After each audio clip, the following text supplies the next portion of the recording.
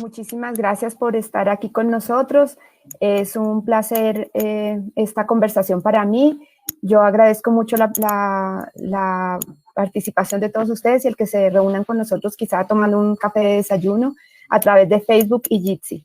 Un especial llamado a las personas que se reúnen con nosotros a través de Jitsi para que por favor cierren sus micrófonos y los mantengan así durante la conversación, que eso mejora muchísimo el sonido. Esta conversación la estamos impulsando desde el Índice Coronavirus y Derechos Digitales, que es una alianza que hemos formado varias organizaciones de sociedad civil para hacer seguimiento a las regulaciones que se están lanzando desde el gobierno durante este periodo especial de pandemia. Estamos allí Carisma, Linterna Verde, la FLIP, la de Justicia, el Centro y Sur y otros profesionales independientes haciendo un seguimiento y tratando de llamar la atención para garantizar que los derechos humanos se respeten también en el entorno en línea. En esta conversación queremos hablar sobre el uso estratégico de tecnologías para la recolección y tratamiento de datos de las personas, especialmente a través de aplicaciones móviles, con el fin de apoyar los planes epidemiológicos contra el COVID-19 que se han generalizado alrededor del mundo ante la magnitud del reto que supone una pandemia de alto contagio.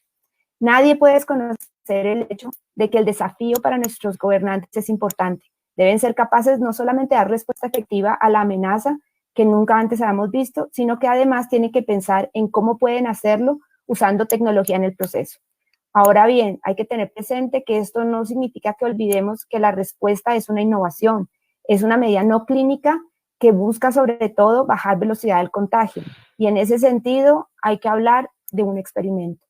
Como experimento debe estar íntimamente ligado al plan epidemiológico y como medida tecnológica humanitaria tiene que ser responsable en su búsqueda de proteger a los derechos humanos, que finalmente es una obligación del Estado.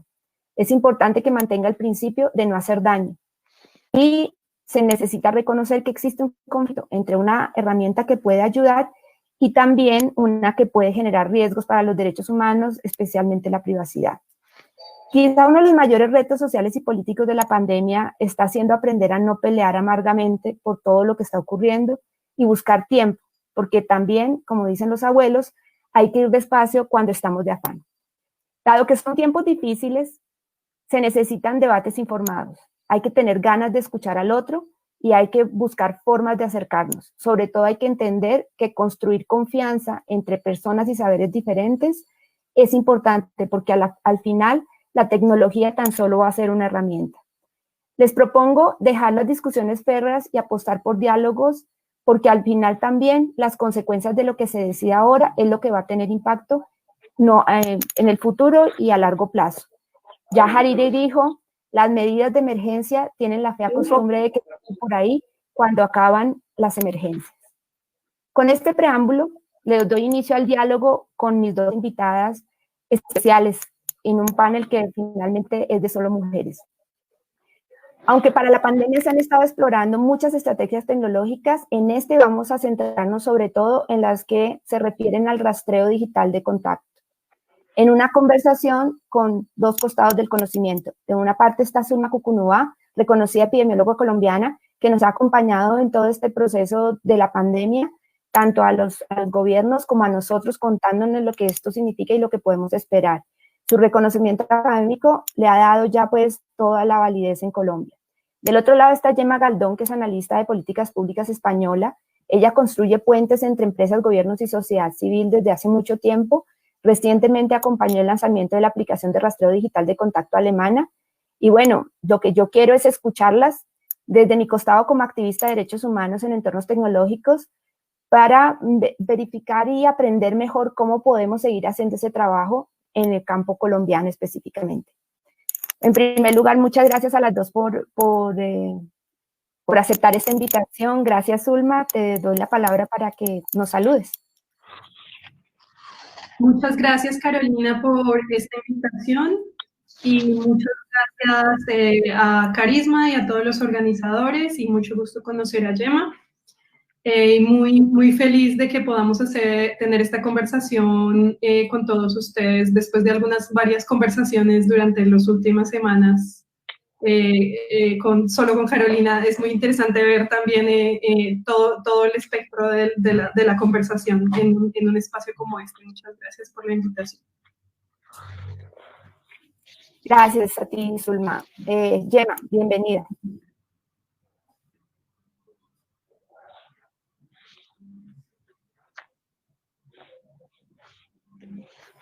Gemma, para unas palabras de bienvenida, estás muteada.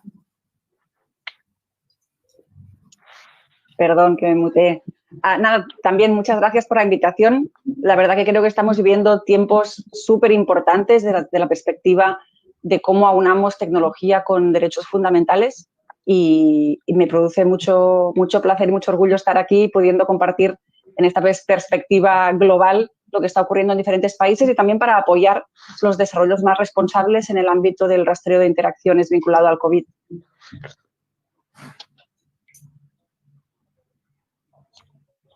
Bueno, muy bien. Entonces, mi primera pregunta está enmarcada en el tema de la finalidad y de la guía Zulma. ¿Qué es lo que se busca con estas herramientas? ¿Cuál es su propósito específico? Bueno, lo que se busca más allá de esta herramienta o de cualquier otra es encontrar una forma que sea sostenible en el tiempo para reducir las cadenas de contagio, es decir, para evitar que el virus se propague irremediablemente. Esta labor que normalmente se realiza en los sistemas de vigilancia epidemiológica dentro de lo que se llama la investigación de brotes, normalmente incluye entonces la caracterización de casos y sus contactos. Esto aplica para la mayoría de infecciones respiratorias, en especial cuando queremos realizar lo que se llama contención, es decir, cortar esas cadenas y que no se prolonguen más.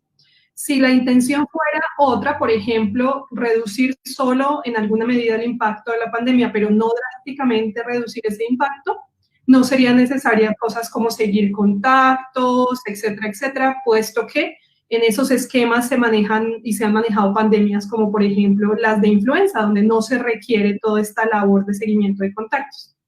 Entonces, seguir los contactos, más que seguirlos, es identificar los contactos de los casos que los casos han tenido en la última semana primordialmente, es fundamental para que los casos y los contactos tomen unas medidas de aislamiento y se prevenga que ese virus continúe en esas cadenas que podrían darse más allá del caso y los contactos.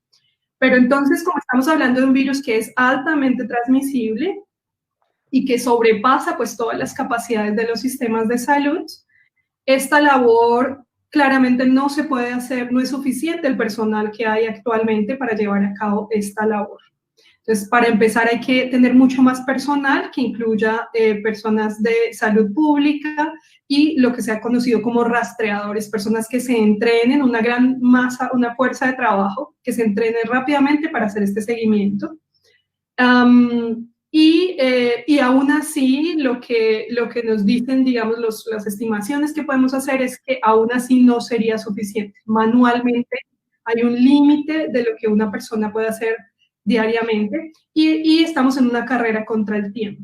Es decir, tenemos que identificar esos contactos y darles aviso relativamente rápido, idealmente menos de 24 horas para que se corten las cadenas. Entonces, la tecnología aquí empieza a jugar un papel muy importante. Yo creo que el reto es lograr que podamos hacer, que podamos utilizarla de una manera responsable, como ya se ha dicho, pero yo creo que en este punto, digamos, aunque obviamente estamos en una situación que nunca habíamos experimentado antes y por lo tanto es un experimento en ese sentido, todo lo que hacemos nuevo cada día, pero ha mostrado, digamos, en los estudios teóricos y en la práctica en algunos países, cómo pues incrementa la capacidad de identificación de un mayor número de contactos y un aviso rápido, y ambas cosas influyen bastante en lo que es la transmisión. Entonces yo creo que, para resumir, hay dos cosas que estas tecnologías nos pueden ayudar en la vigilancia de la salud pública. Uno es en la identificación de conglomerados, Es decir, personas, por ejemplo, que reporten sus síntomas, unas no se conocen con otras, pero si todas empiezan a reportarlo relativamente de forma simultánea, uno puede ir viendo esos datos y darse uno cuenta, digamos, desde una esfera un poco más alta, que hay un conglomerado, aunque las personas no se conozcan, mediante, por ejemplo, el reporte de síntomas. Y la segunda es en la identificación y aviso rápido de los contactos para su aislamiento selectivo, de forma tal que se corten las cadenas de contagio. Yo creo que esos son los dos principales usos que en el marco de un programa de vigilancia tienen estas tecnologías. Mil gracias, Zulma. Entonces, cuando uno diseña una tecnología para eso, Gemma, ¿cómo hace para pensar en los riesgos y en medición de efectividad? Pues precisamente uno de los grandes retos que hemos tenido con esta pandemia es ser capaces de actuar mejor en términos tecnológicos. Yo recuerdo las primeras semanas de la pandemia, en marzo y abril, me pasé días enteros en conferencias como esta, hablando de si la pandemia es ser capaces de actuar mejor en términos tecnológicos. Yo recuerdo las primeras semanas... Por favor, no olviden. Sí, por favor, muteen sus micrófonos todos los que están en Jitsi. Es muy importante porque de lo contrario tenemos el eco. Recuerden mutear sus micrófonos, por favor.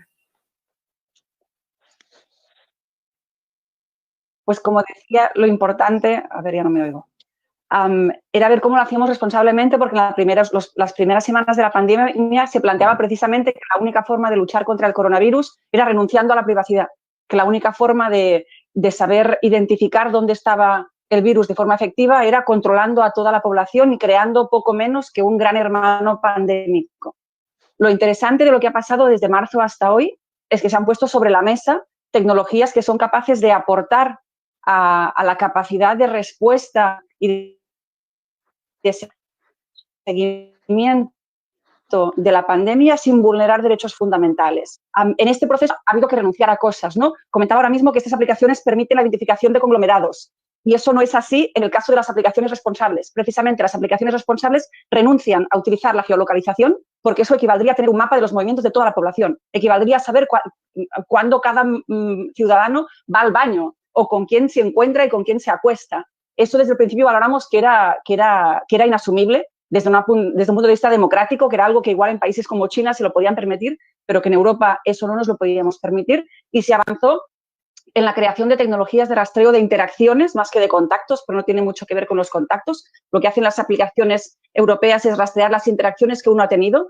No se guarda en ningún momento el lugar donde ocurrió esa interacción, con lo cual no podemos hacer mapas de hotspots ni de conglomerados. Sencillamente tenemos una herramienta para que el día que alguien da positivo, esa persona pueda enviar alertas a todas las personas con las que tuvo un contacto de más de 10 minutos a menos de 2 metros y esas personas pueden tomar las medidas que consideren oportunas. Con lo cual, el tema de la responsabilidad creo que en esta pandemia se ha puesto sobre la mesa desde el principio y nos encontramos con un debate inédito, que es que por primera vez tenemos opciones tecnológicas irresponsables y opciones tecnológicas responsables. Y ahí cada país tiene que decidir si quiere aprovechar una situación de crisis para vigilar a la población, para crear estos grandes hermanos pandémicos, o si quiere confiar en su población y crear herramientas de empoderamiento que dependan de la corresponsabilidad de todos. Y esa es la opción alemana y la opción que hemos tomado en Europa. Y el tema de la eficacia es primordial. Por eso en muchos países lo que se está haciendo antes del despliegue general de estas aplicaciones son pilotos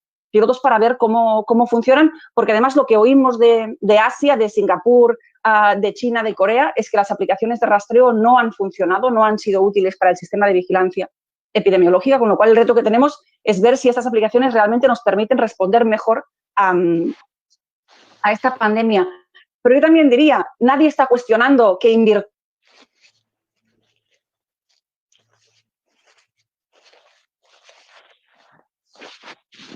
Se nos congeló Gemma, me parece. Sí, ¿verdad? Esperemos un minutico a ver si...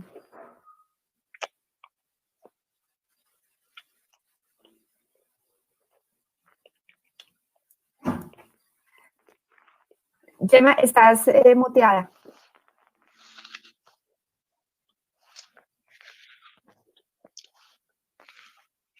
Heidi, ¿puedes revisar?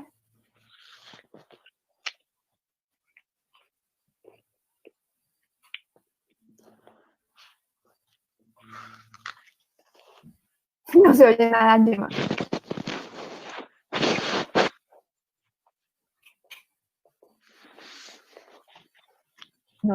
No te escuchamos, que te quedaste sin voz con nosotros.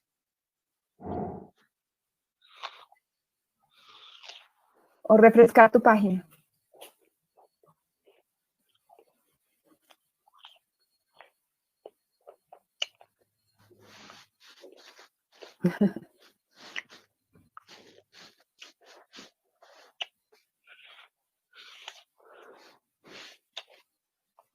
No te escuchamos. Creo que te toca refrescarla, salir y volver a entrar, porque algo pasó de un momento a otro, te dejamos de escuchar.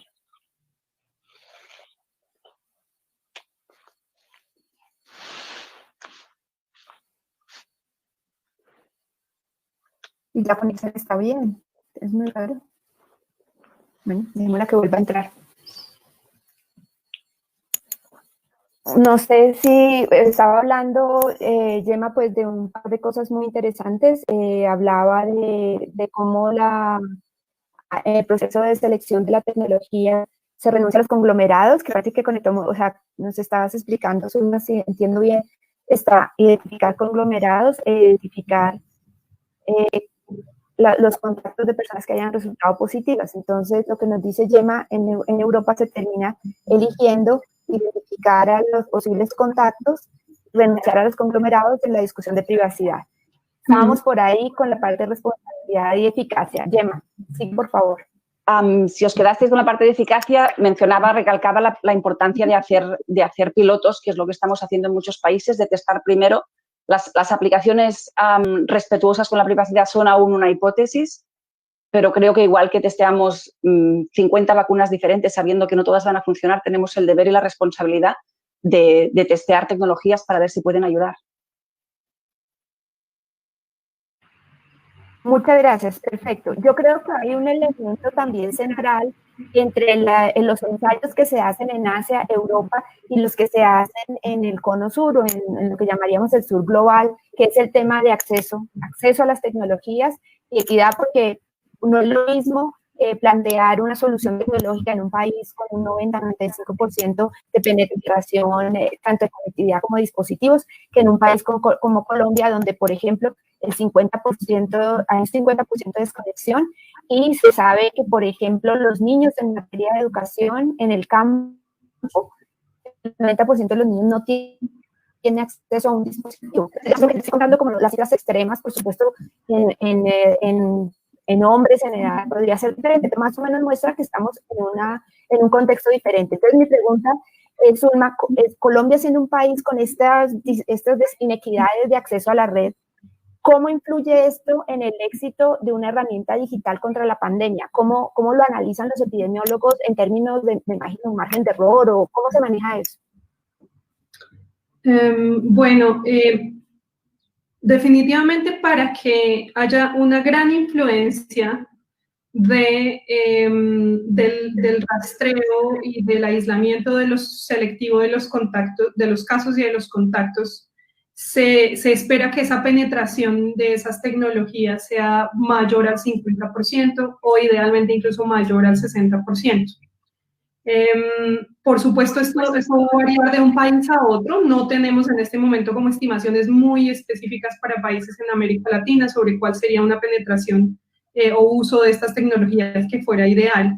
Pero digamos, bueno, esas han sido como las estimaciones que se han hecho en general para varios países en Europa. Sin embargo, hay que decir que a partir de un uso de esta tecnología, a partir de un 20%, ya empieza a ser bastante útil para dar idea de alguna parte de la transmisión. Definitivamente, solucionar el problema del acceso a las tecnologías, pues es algo que sobrepasa a la salud pública y que sobrepasa a la epidemiología y pues que hace parte de lo que son las responsabilidades de los gobiernos y hace parte de lo que los gobiernos deberían evaluar pues antes de implementar una tecnología, ¿no? ¿Cuáles van a ser potencialmente los sesgos con que esa tecnología de alguna manera va a favorecer o no, o a desfavorecer a ciertos grupos poblacionales, sea su uso o su limitación en el acceso a esas tecnologías? pero definitivamente, digamos, a partir de un uso de 20% ya empieza, que es más o menos el uso que está teniendo actualmente Colombia, ya empieza a ser bastante útil en la identificación, digamos, por supuesto, yo entiendo las preocupaciones acerca del tema de los conglomerados, etcétera, pero el control de conglomerados puede ser bastante promisorio, sea con esta tecnología o con otra tecnología. Yo creo que, es decir, el tema es que desde la vigilancia en salud pública, de alguna manera ha sido es un nuevo campo al cual muchos tenemos que entrar, digamos, a pensar en el uso de estas tecnologías de una forma masiva que no se había hecho antes y de la forma en que se requiere. Pero más allá de la discusión acerca de los detalles de la tecnología, yo pienso que es el fin, y el fin de identificar conglomerados, sea con esta tecnología o con otras que puedan ser adicionales o que puedan ser complementarias. Identificar conglomerados es una de las labores de la salud pública y es una labor fundamental para hacer el control del virus. Por supuesto, si hay comunidades que no tienen acceso a esta o a otra tecnología o a otras formas. No, perdóname, solo una precisión, porque si dices que conglomerado se estaría haciendo con el seguimiento de síntomas, no con rastreo digital. No necesariamente. Entonces, si entiendo bien, pero si entiendo bien, conglomerado se estaría haciendo con el seguimiento de síntomas.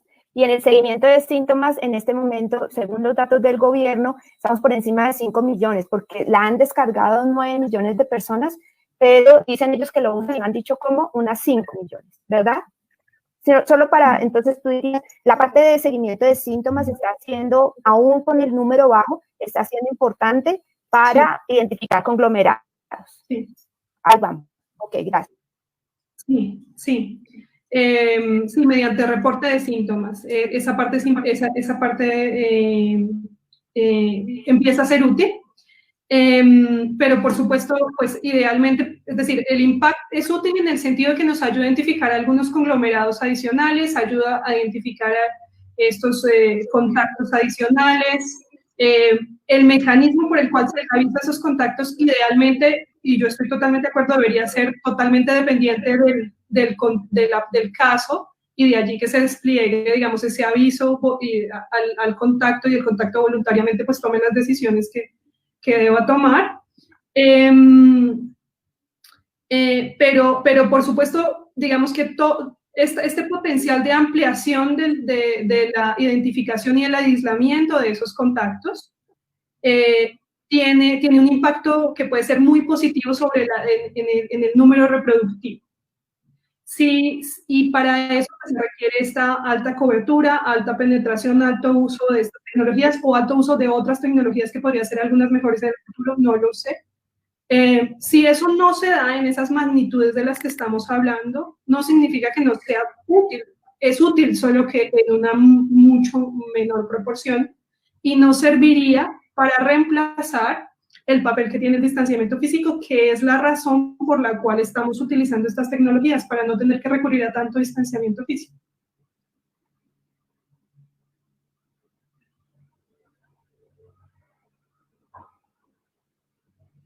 Muchísimas gracias. Entonces, pregunta siguiente esa línea para Gemma, vendría a ser, o sea, sin duda el problema entonces de la penetración es una de las barreras que enfrenta estas soluciones. ¿Cómo se pueden abordar? Porque lo que entiendo también de la conversación con Zulma es, incluso si no va a ser muy grande, incluso un poco nos va a servir, pero un poco igual, supongo que necesita ¿cómo hacemos para generar la confianza? ¿Cuáles son esas barreras y cómo se hace para romper las barreras, que me imagino que es lo que tendría que buscar el gobierno para que esta tecnología les sirva mejor y más? A ver, yo creo... Esa sería la pregunta Creo que es importante entender que estas tecnologías son un complemento a un sistema de vigilancia epidemiológica manual, tradicional, que ya está testado y que es útil, pero que ante el coronavirus se encuentra con unos retos específicos, que es que el coronavirus actual, el COVID-19, es altamente contagioso en asintomáticos y presintomáticos.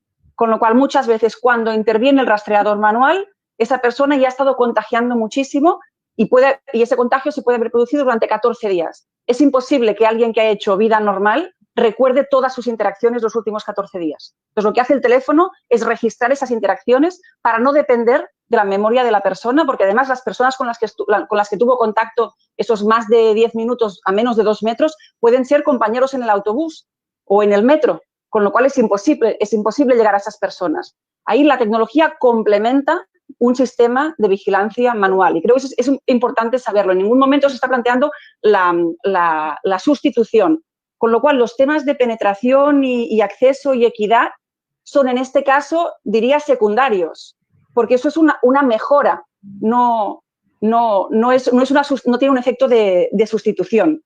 Pero es que además, donde hay muchos teléfonos móviles inteligentes, es entre la población activa que es más probable que contagie. O sea, es verdad que tenemos temas de exclusión en sectores a nivel socioeconómico, a nivel de edad, pero precisamente los más contagiadores serán aquellos que se muevan más, con lo cual serán la población activa que sigue yendo a trabajar, etcétera, etcétera, y donde la penetración de móviles es altísima. Con lo cual, hay temas de acceso y equidad que en otros contextos son muy relevantes, que en este contexto son menos relevantes. Pero permíteme que añada una tercera cosa.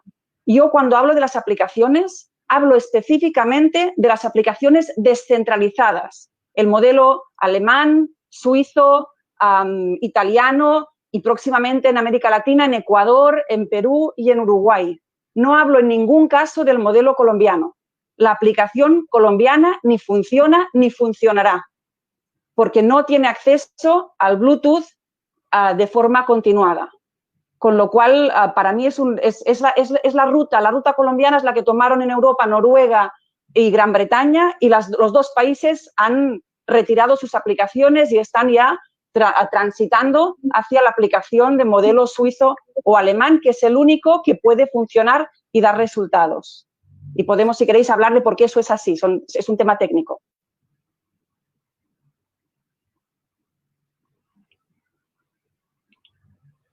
Estás muteada, estás muteada. Esto ya es parte de, ¿estás muteada o estoy muteada? Es parte de nuestra vida de los últimos meses. Gemma, por favor, sí, cuéntanos, que yo creo que ese es precisamente el tipo de cosas que debe servir mucho de experiencia. ¿Queréis que os cuente un poco el tema técnico? A ver, básicamente, cuando empezamos a plantear que la tecnología puede ayudar, el modelo que está sobre la mesa es el modelo chino, que es un modelo terriblemente invasivo, que plantea aplicaciones que permiten o no permiten entrar en un lugar dependiendo de la salud que se tenga. Se habla incluso de geolocalización a través de los móviles, de saber exactamente dónde está cada persona. Esto en Europa no es legal, no solo es poco ético, sino que es que además no es legal. Con lo cual, lo que se plantea es hacer este rastreo de interacciones a través del Bluetooth. El problema de las aplicaciones en cualquier teléfono móvil es que la aplicación solo funciona mientras está activa. O sea, tú cuando abres una aplicación con un juego o ahora con Jitsi, Jitsi funciona mientras la aplicación está abierta. Tú apagas la aplicación y Jitsi se muere. Jitsi no hace nada o tiene muy poca actividad. Con lo cual, las aplicaciones de rastreo de interacciones, para funcionar y para poder transmitir información de forma continua, necesitan acceder al sistema operativo. O sea, no se pueden quedar al nivel de la mayoría de aplicaciones, que es un nivel superficial en nuestro teléfono, sino que necesitan entrar dentro del teléfono para poder ir mandando lo que llamamos identificadores efímeros de estoy aquí durante este tiempo, para poder ir identificando esas interacciones que se producen. Para poder acceder al sistema operativo hay que pedir permiso a Google y Apple. Y Google y Apple lo que hicieron ya en abril es decir que ellos solo darían permiso a las aplicaciones que no eran invasivas de datos personales, o sea, que no recogían datos personales de la población. Así que los países que, como Colombia, han elegido modelos de aplicación intensivos en datos personales, modelos centralizados donde hay un servidor central que recoge datos personales, no pueden acceder al programa de Google y de Apple, con lo cual no pueden acceder al sistema operativo de los móviles. Así que mientras las personas que han descargado la aplicación no la tienen encendida, no están transmitiendo o transmiten con muy mala calidad. Con lo cual, insisto, es el modelo británico y noruego, y si leéis las noticias, Gran Bretaña anunció ya esta semana que cerraba su app y empezaría a explorar un modelo descentralizado, y Noruega tuvo que hacer lo mismo la semana pasada porque su agencia de protección de datos declaró que su aplicación era ilegal por tener ese servidor central que es potencialmente un gran hermano pandémico. Con lo cual, entiendo que para la población esto puede ser complicado porque al final es una app, pero lo que hay detrás de la app es muy importante y muy diferente en la comparación entre Colombia y Alemania, por ejemplo. No estamos hablando de cosas totalmente diferentes. Muchas gracias. Creo que esto es importante porque precisamente se conecta con mi siguiente grupo de preguntas que está relacionada con la transparencia. Yo creo creo que la forma como los gobiernos comunican esta tecnología importa en la medida en que la gente la entiende. Así como nos hemos acostumbrado en los últimos meses a saber cuántas camas hay en UCI, los ventiladores, o sea, cosas que antes nosotros no sabíamos sobre la epidemiología, hoy es una parte de nuestra conversación cotidiana. Y pareciera que con la tecnología nos están vendiendo la varita mágica sin contarnos de qué está hecha.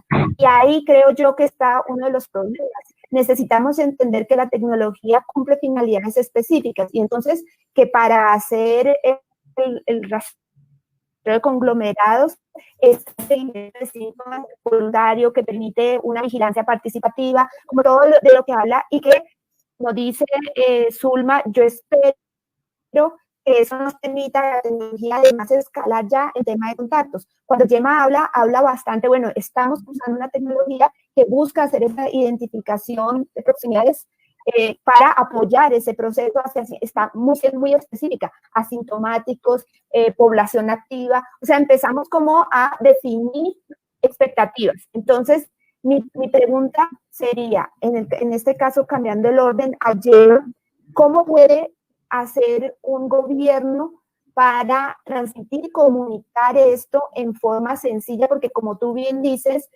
no sabes, es como la salchicha. Todo el mundo le encanta la salchicha y se la termina comiendo, pero nadie quiere saber de dónde viene. Y aquí vamos a tener que ir más atrás y saber de dónde viene. ¿Cómo comunicas eso? ¿Cuáles son los mensajes claves que necesita tener presente un gobierno para que estas tecnologías vayan a... A ver, yo creo que para comunicar bien hay que hacer las cosas bien. Creo que hay un paso previo, que es que tú puedas comunicar algo en lo que crees. Y eso se basa en hacer desarrollos tecnológicos responsables que te permitan aparecer ante la población como un gobierno que realmente se preocupa por la privacidad de las personas y que no va a aprovechar un momento de crisis para recoger los datos de la población. Una cosa interesantísima que está pasando ahora en Europa es que mientras que aplicaciones como la noruega o la británica, que llevan ya tiempo y han tenido tasas de descarga muy bajas, la alemana, que es la primera gran aplicación descentralizada que se abre a toda la población, en un día y medio ha tenido 10 millones de descargas en un país de 60 millones de personas. Es decir, cuando haces las cosas bien, cuando la gente entiende que hay esa transparencia, que no hay datos personales, la gente tiene mucha más voluntad de descargarse esas aplicaciones, que es uno de los argumentos que hemos mantenido desde el principio. Esta aplicación tiene que ser voluntaria. En Europa no sería legal si no fuera voluntaria, con lo cual necesitas que la gente confíe en ti para hacer este paso de bajarse una aplicación en su dispositivo personal. Por eso es más importante que nunca hacerlo bien y desarrollar tecnologías que la gente pueda entender y que la gente sepa que no le genera ningún riesgo de datos personales bajarse esa aplicación. Con lo cual, la estrategia de comunicación es súper importante, pero tienes que tener algo que comunicar que sea defendible ante la población. Y el modelo que estamos siguiendo en Europa, siguiendo los principios del privacy by design, de la privacidad desde el diseño, es que tú en las aplicaciones descentralizadas puedes confiar en ellas precisamente porque no te piden que confíes en ellas. Es decir, el modelo descentralizado no tiene un servidor central. Tú no tienes que confiar en que el gobierno utilizará bien los datos porque no tiene tus datos. O sea, el único servidor que existe en el modelo descentralizado es un servidor que lo único que recoge son identificadores efímeros de los teléfonos móviles que van cambiando de forma constante y que no identifican ni tu número de teléfono, ni tu persona, ni dónde estuviste, ni nada. Son códigos que nos permiten hacer match entre momentos concretos. Y ya está. Con lo cual, incluso si un hacker o el gobierno quisiera abusar de esa base de datos, de ese servidor, no encontraría ninguna información útil. Con lo cual, tú puedes confiar en ella precisamente porque no tienes que confiar porque no hay riesgo. Ese es el modelo que siempre intentamos defender desde la privacidad, desde el diseño. Confía en mí precisamente porque no te pido que confíes en mí, porque desde el principio he pensado en cómo proteger tus derechos.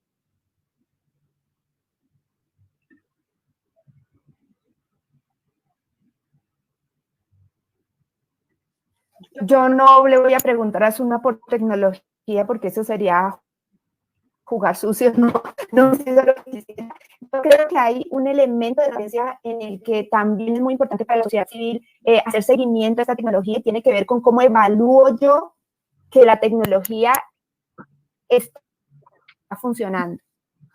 Y eso también mucho menos porque no dan cifras. Algo interesante que sucedió en el debate de control político esta semana es que es la primera vez que escuchamos hablando de la propiedad con la de salud aunque ella solamente con las propiedades de viviendo en rastreo digital no habló. Entonces, es cómo podemos medir utilidad, cómo se mediría. Y no importa si la penetración es poca, esa es grande, ¿qué es lo que ustedes buscan para poder decir esto va a funcionar? El tema de los indicadores es súper importante y ser capaz de definir indicadores antes de lanzar tecnologías para que la gente pueda valorar tanto internamente como externamente qué funciona y qué no, es muy importante. Pero precisamente como estamos en fase de pilotaje, ahora mismo no tenemos indicadores que compartir. Empezaremos a tener datos de Alemania en breve, en estos mismos días, con esos 10 millones de descargas, pero tenemos que empezar a ver cómo funciona y monitorear el impacto de esa aplicación. Tienen que empezar a existir positivos para que la aplicación realmente haga su trabajo. Pero el objetivo es, si gracias a la aplicación ponemos en alerta a 10 personas, a 100 personas, a 1000 personas que de otra forma no sabrían que han tenido una interacción de riesgo, eso ya es un éxito. Porque lo que hemos hecho es introducir mecanismos de autocontención, de precaución en personas que desconocían que habían estado en una situación de riesgo. Con lo cual, cualquier resultado en este caso es bueno. O sea, cualquier impacto es bueno. No necesitamos intervenir o que se lancen 1 millón de alertas. Cada alerta es una persona que no era consciente de que había tenido cerca a alguien que ha dado positivo, que a partir de esa alerta puede contactar con su médico, someterse a una autocuarentena, extremar las medidas de precaución, con lo cual es una aplicación que con poco que funcione ya es muy útil. Yo no quisiera... sé, dentro de este panorama, si Zulma tuviera... Sí, yo quisiera complementar con algo y es que definitivamente el uso de las aplicaciones debe estar ligado a un programa de testeo amplio. Es decir, la aplicación tampoco va a servir mucho si no se están realizando muchos tests. Y ese es un problema, digamos, si todo lo hacemos a medias, pues el impacto de la aplicación depende mucho de la capacidad de testeo que tengan los países, definitivamente, porque va a poder avisarse la aplicación, pues si actúa de forma automática, que es lo que esperamos, pues va a avisar a los contactos de 100 personas al día o de 3.000 personas al día o de X número de personas al día, que depende bastante de cuántos tests se están haciendo. Y ahí creo que hay una falla muy grande, al menos en América Latina. Las capacidades de testeo de América Latina siguen siendo muy por debajo, muy por debajo de lo que se esperaría para poder identificar la mayoría de los casos. Es decir, en teoría, la Organización Mundial de la Salud recomienda 100 tests por cada caso positivo. En este momento, la mayoría de países de América Latina están por encima muy por debajo de eso, digamos alrededor de 10 tests por cada caso positivo, o en algunos casos muy dramáticos, 3 tests por cada caso positivo. Entonces, ahí no va a haber pues aplicación que valga, pues, porque porque si no se están identificando el suficiente número de casos, pues no tiene, digamos, el impacto que va a tener la aplicación no va a ser muy grande. Gracias, esa es una pregunta, un comentario bastante importante. Zulma, ¿cómo podemos ampliar el debate sobre estas herramientas en Colombia, entendiendo las diferentes finalidades y las diferentes funcionalidades que tienen? Sí. Bueno, yo creo que ya se ha empezado a ampliar ese debate. Yo creo que es un debate muy nuevo para todos y es un debate que yo creo que va mucho más allá del uso de la tecnología, es de la misma estructura de la salud pública, de la misma estructura de la sociedad misma. Es decir, son tantos los ingredientes de este debate. ¿Qué tanto nosotros queremos, digamos, que la salud pública y que los sistemas de salud realmente sean fortalecidos en América Latina? Es decir, no es solo es también los laboratorios, es también los rastreadores, es también toda la infraestructura, cómo le proveemos a los institutos de salud suficiente mano de obra para realizar todas la parte manual, pero también toda la parte analítica. Y los sistemas de salud en América Latina, de salud pública, pues tienden a ser muy débiles. La app incrementa un poquito esa capacidad, pero realmente no reemplaza todo lo otro que tiene que ser parte del debate, y es toda la infraestructura que debe fortalecerse a largo plazo. Y la app, digamos que yo la veo como algo que llega a complementar, por supuesto, siguiendo las mejores prácticas conocidas hasta el momento. Entiendo totalmente la idea de las apps descentralizadas, y si ese es el camino, digamos, es mucho más razonable y mucho más respetuoso de los derechos, pues debe ser ese, digamos, por principio, pues debe ser el camino que hay que recorrer. Pero yo creo que el debate debe ampliarse en todos los sentidos, pero primordialmente hacia cómo queremos que la salud pública también se fortalezca de esto y quedemos en una posición en la cual podamos controlar la pandemia y al máximo pues tratar de evitar tener que recurrir a restricciones del movimiento muy fuertes, que fue el primer enfoque que se tuvo para controlar esta pandemia, que claramente no es sostenible a largo plazo. Entonces, eso incluye no solo la app, sino incluye todo el resto de cosas que van hacia mejorar la infraestructura y las capacidades de la salud pública. Gemma, ¿cómo en la posibilidad de fortalecer ese debate público, cuáles son las voces que hay que escuchar?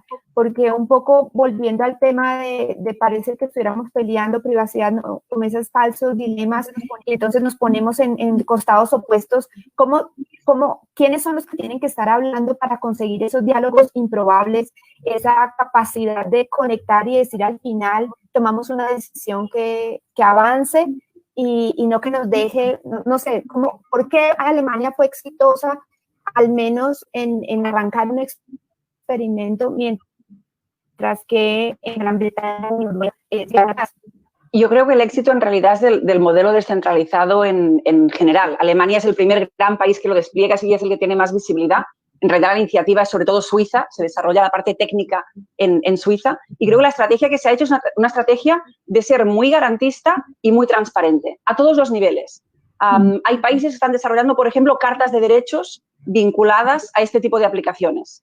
En Europa se establece, por ejemplo, que estas aplicaciones nunca pueden ser de instalación obligada, y además nunca pueden ser una plataforma para acceder a derechos. O sea, no puede tener más derechos quien tenga la aplicación y menos derechos quien no la tenga, ¿no?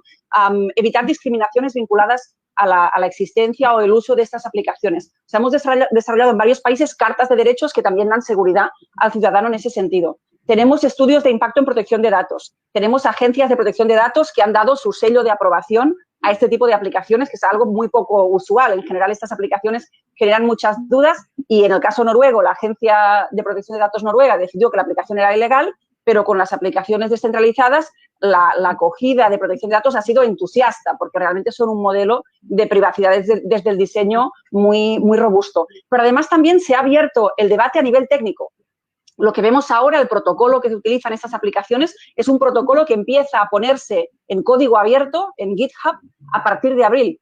Con lo cual, toda la comunidad técnica del mundo ha podido intervenir, aportar, hacer ataques para informar de cosas. O sea, las personas que hemos estado en este equipo de desarrollo inicial de las aplicaciones descentralizadas, hemos estado escuchando aportaciones de todo el mundo, algunas más constructivas, otras menos constructivas, pero lo importante es que ha habido transparencia desde el minuto 1. O sea, a nivel técnico, todo el proceso se ha hecho a plena luz del día y de todo el mundo, porque todo se ha ido colgando.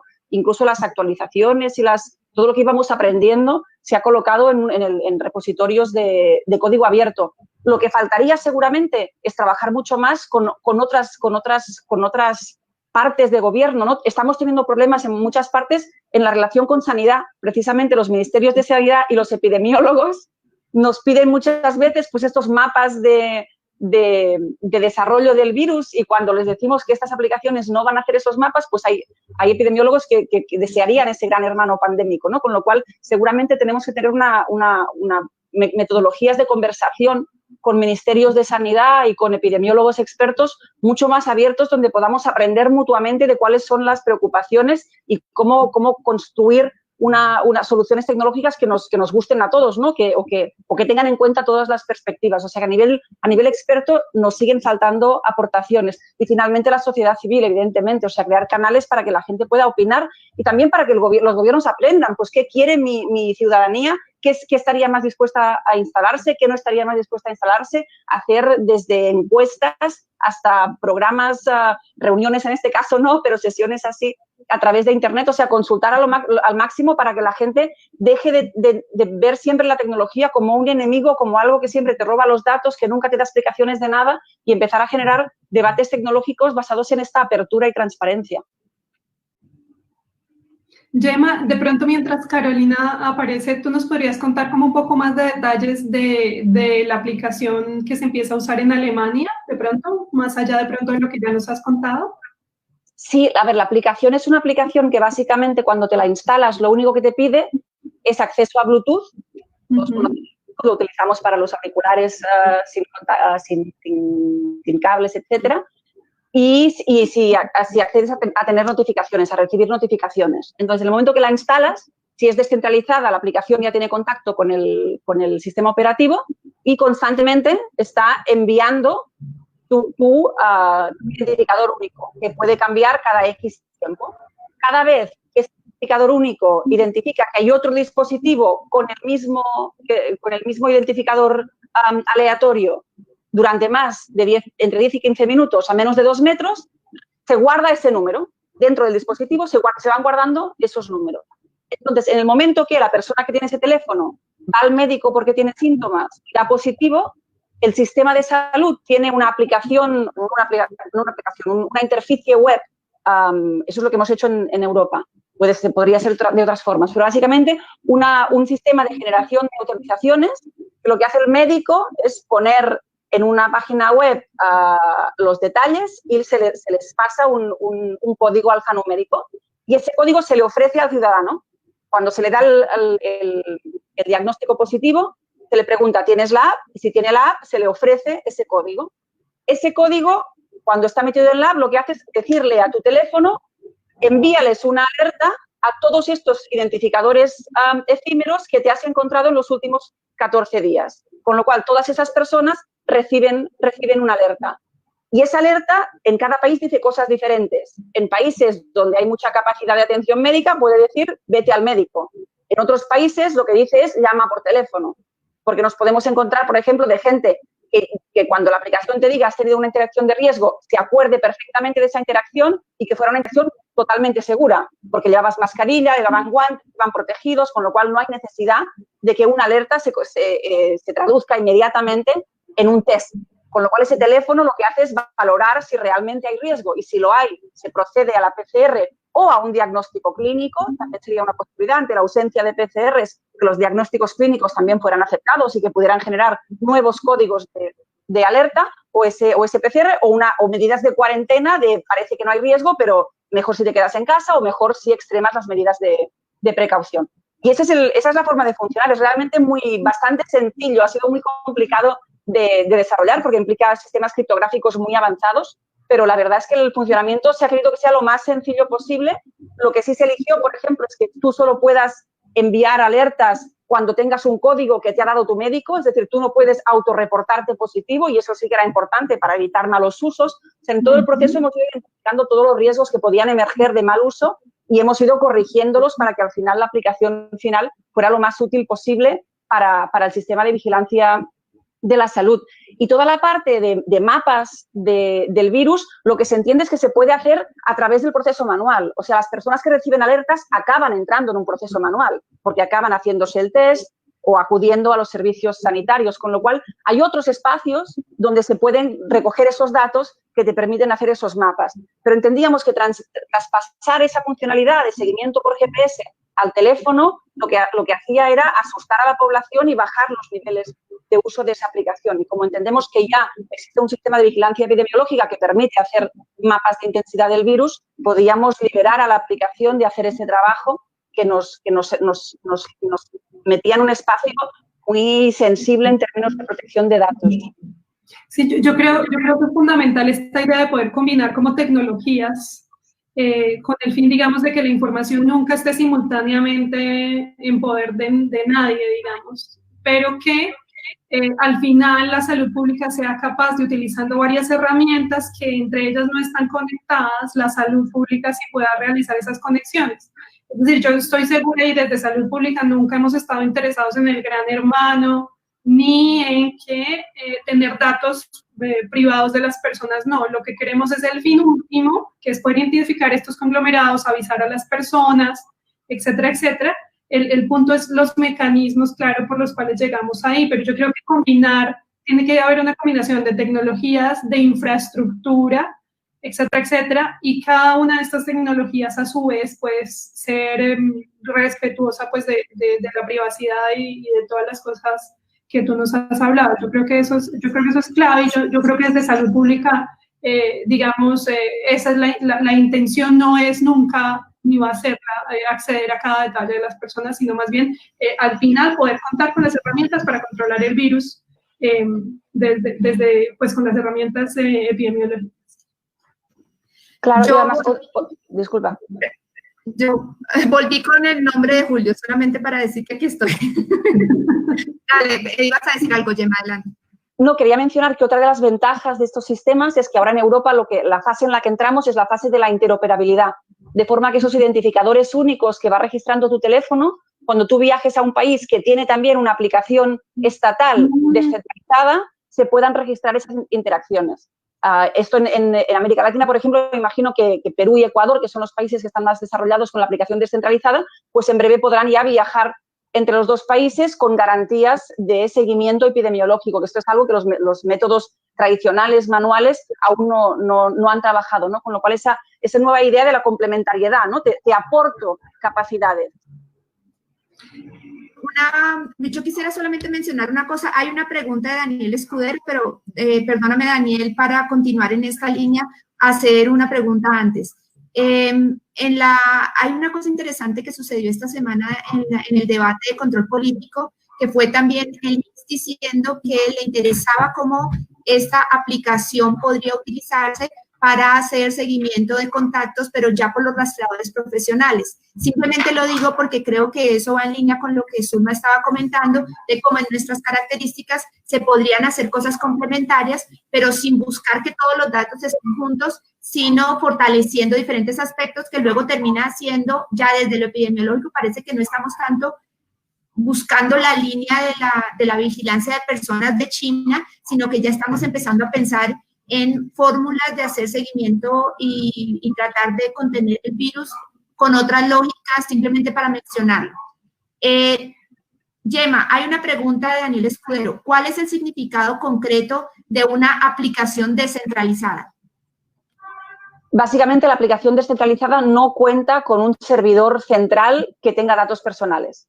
El único servidor central que existe en los modelos descentralizados es donde se reflejan los identificadores efímeros. Las descentralizadas precisamente en lo que se basan es que cada teléfono es el nodo clave del sistema. La información está en tu teléfono y solo sale de tu teléfono en forma de identificador efímero para comunicarte con otros. En los modelos descentralizados, toda tu información, incluyendo GPS, datos de tu teléfono, etcétera, etcétera, se pueden trasladar a un servidor centralizado, que es el que hace ese matching, con lo cual, cuando yo mando alertas, el servidor central sabe a quién le he mandado la alerta, con lo cual tiene identificadas a las personas y puede hacer esos mapas de interacciones. Esos mapas de interacciones a nivel epidemiológico serían fantásticos, pero tienen un coste en derechos fundamentales inasumibles. Y además conseguimos una funcionalidad muy parecida, si no igual o superior, porque se lo descarga más gente, si hacemos un modelo descentralizado. En el modelo descentralizado, cada teléfono es un servidor y todo el cálculo de riesgo se realiza dentro de tu teléfono y solo compartes los identificadores efímeros que no son dato personal.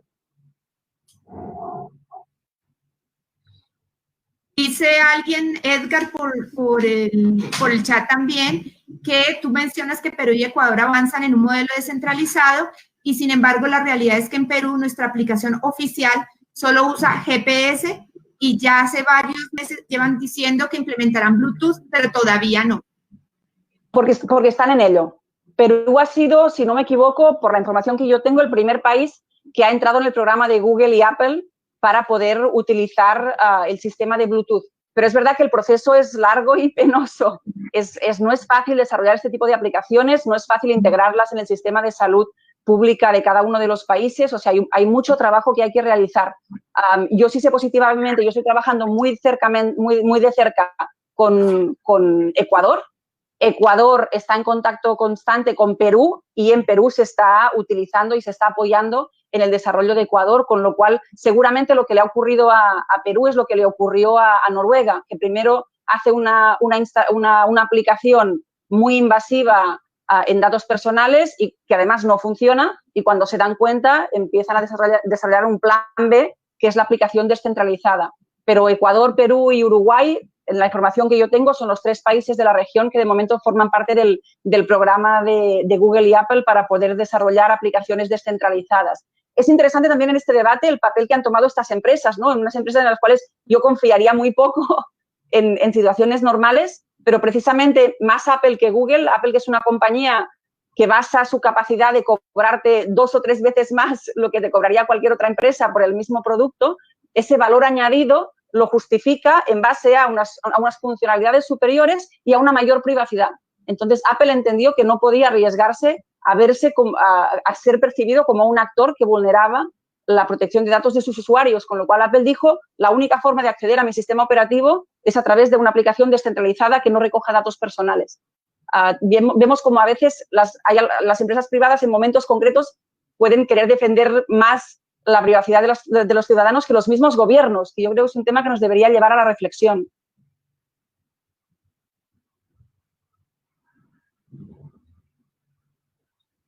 Muchísimas gracias. No sé si, Zulma, quisieras complementar algo. Les recordamos a la gente que nos puede enviar preguntas.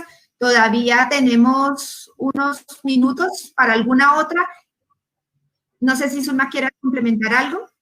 Bueno, yo quisiera decir que a mí me parecen muy importantes estos espacios de poder, digamos, la salud pública y la epidemiología en estos momentos tiene que tener unas conversaciones con muchos sectores, y yo creo que el de la tecnología es uno supremamente importante. Y creo que son muy valiosas, digamos, esas experiencias de países que ya han pasado por estrategias que han fallado, etcétera, etcétera, y digamos que esos aprendizajes no los teníamos en enero, ni en febrero, ni en marzo. Gemma acaba de mencionar, a partir de abril es que se crea esta idea de las apps descentralizadas, y precisamente el Reino Unido va a tener que cambiar su app, y esto le va a tomar al menos unos 4 meses, si no más, en desarrollar la nueva app, lo cual es, digamos, desde el punto de vista de la salud pública, es una gran preocupación, porque entonces se ha perdido un montón de tiempo y ahora nos quedamos de aquí a septiembre sin una herramienta para poder hacer control de la pandemia, una herramienta adicional que tiene un muy buen potencial, pero entonces es preocupante. Yo creo que entre más rápido estas conversaciones se den, entre salud pública y estos diferentes sectores, pero también entre más rápido, digamos, los gobiernos tomen la decisión de que de verdad necesitan fortalecer sus sistemas de salud, y yo creo que eso aplica para la mayoría de América Latina. Las apps no van a solucionar el problema de la falta de infraestructura, de personal médico, de personal de laboratorios, de acceso básico a los sistemas de salud, y eso tiene que ir de la mano, o sea, eso tiene que ir primero antes que cualquier otro desarrollo de invertir en un montón de tecnología, cuando, si no tienes los tests, si no tienes los hospitales, si no tienes los enfermeros, si no tienes toda esa otra capacidad que necesita, la app va a ayudar de muy poco. Entonces yo creo que desde la salud pública tenemos que insistir en que los sistemas de salud deben verse fortalecidos y que la app es una ayuda adicional y, por supuesto, debe ser respetuosa de los derechos humanos. Muchas gracias. No veo otras preguntas, de modo que no sé, Gemma, si quisieras decir algo más. No, me parece súper importante lo que decía ahora Zulma. Empezar a ver la tecnología como una parte más, un nodo más de una estrategia de salud pública me parece importantísimo.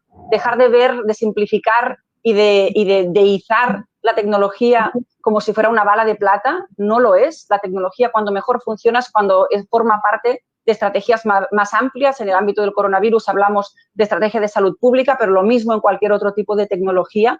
Necesitamos más conocimiento tecnológico desde los espacios de toma de decisión pública y necesitamos un mejor encaje entre políticas públicas y políticas tecnológicas, que siguen muchas veces avanzando de forma demasiado separada. La tecnología puede ayudar, pero solo cuando entendemos desde una perspectiva realista sus capacidades, lo que pueden aportar, y cuando las insertamos en metodologías y en formas de trabajar más amplias. Con lo cual, ojalá de toda esta experiencia salgan equipos más capaces, multidisciplinares y mucho más compromiso con utilizar lo mejor de la tecnología para mejorar la vida de las personas, que al final es de lo que se trata. Bueno, yo creería que hay una última pregunta, si alguna de las dos la quiere responder, y ya hacemos el cierre. Hubo un comentario que Edgar dice que el problema que se ve en Perú es que los datos iban a una URL de endpoint que le pertenece a una empresa privada. Principalmente, según nos comentó la empresa, esto fue por un tema burocrático, se lo comenta pues a Gemma. Mientras que Daniel Escudero dice algo que quizás yo ya había preguntado, pero que después de todo esto podría ser mucho más preciso, es cómo medir en concreto, y en realidad sí, una app ayuda en combatir la pandemia. Porque no sirve de nada si no se puede medir esto. No sé si quisiéramos agregar algo a lo ya dicho. Yo lo que mencioné, cualquier alerta es mejor que ninguna alerta. Es decir, esta aplicación no hay que compararla con la situación actual. Esta aplicación puede ser la diferencia entre un nuevo confinamiento o una nueva normalidad. Un confinamiento es un estado excepcional y terrible, de negación de libertades fundamentales, de impacto brutal en términos de sostenibilidad económica y de que las personas puedan ganarse el pan. O sea, es un mecanismo medieval que utilizamos en esta pandemia porque nos vino de repente con temas de salud no preparados y no supimos cómo reaccionar. Pero en lo que nos enfrentamos ahora, en los próximos meses, es una posible segunda oleada del virus. Y ahí tendremos que ver si tenemos que volver a eliminar las libertades de toda la población o si tenemos herramientas. Una de ellas puede ser este tipo de aplicaciones que nos permite limitar la libertad solo de aquellas personas que han estado expuestas a un riesgo objetivo. La alternativa es que todo el mundo se le eliminen las libertades. Y creo que en este contexto lo que estamos viendo es una tecnología que nos devuelve o que nos da derechos fundamentales. Es un paradigma nuevo. Tradicionalmente las tecnologías siempre nos quitan cosas. Gracias a las tecnologías protectoras de la privacidad, lo que vemos son tecnologías que nos van a permitir defender derechos y libertades si hubiera un nuevo brote de este virus o en el futuro de otros patógenos infecciosos. Es decir, estamos testeando una tecnología que igual ojalá para esta pandemia ya llega tarde porque ya no habrá un segundo rebrote, pero tendremos ya una herramienta que nos puede ser útil en el futuro cuando lleguen patógenos infecciosos parecidos, con lo cual me parece que es una inversión que hay que hacer y ahora lo que tendremos que hacer es medir su impacto. Pero insisto, para mí cualquier notificación de alerta que haga que la gente tome mayores medidas de precaución es una victoria. Con una me vale. Zulma, ¿quisieras decir algo de eso? Bueno, yo creo que hay que diseñar formas en que se pueda evaluar definitivamente este impacto, digamos, con lo que serían las apps centralizadas, sería relativamente más fácil medir el impacto porque digamos, uno sabe, ok, captamos o avisamos a X número de contactos manualmente versus este número de contactos cuando se usa la app, y digamos como que las mediciones son más fáciles. Con estas propuestas de las apps descentralizadas, como digamos se vuelve un poco más indirecto todo el proceso, pues habría que pensar en unos indicadores adecuados, pero yo creo que es posible, es decir, si esos indicadores se recogen a nivel local y luego pues se agregan al nivel nacional, pues llega a un punto donde se puede simplemente comparar quienes usan app versus no, y entonces ver y comparar ese impacto, es decir, es un rediseño de cómo se podría hacer esa evaluación, pero sí pienso que es posible.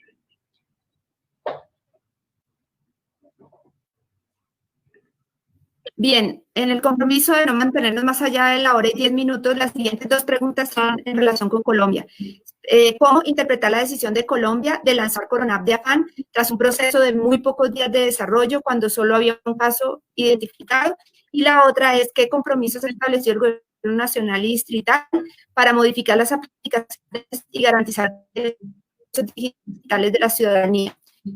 Yo simplemente conté el grado que tiene Colombia diciendo, yo creo que el proceso colombiano es un proceso de afán que lo abordaron mal, lo abordaron desde ese afán y interés de hacer algo sin tomarse el tiempo de analizar y de, ellos dicen que sí, hicieron todos los cruces, pero nunca nos han explicado. Entonces creo que hay problemas de transparencia y de todo tipo. Ya hemos analizado y dicho varias veces, esperemos que, como dice Gemma, si van a tener que echarse para atrás porque la solución no les va a funcionar, el siguiente proceso sea más transparente. Ahora bien, respecto a los compromisos, pues no ha habido realmente compromisos, sigue habiendo, es un proceso de desarrollo.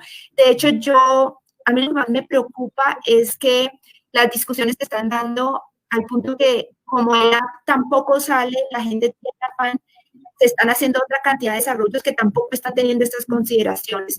Por ejemplo, tanto en Bogotá como en Medellín, se están utilizando los sistemas de avisos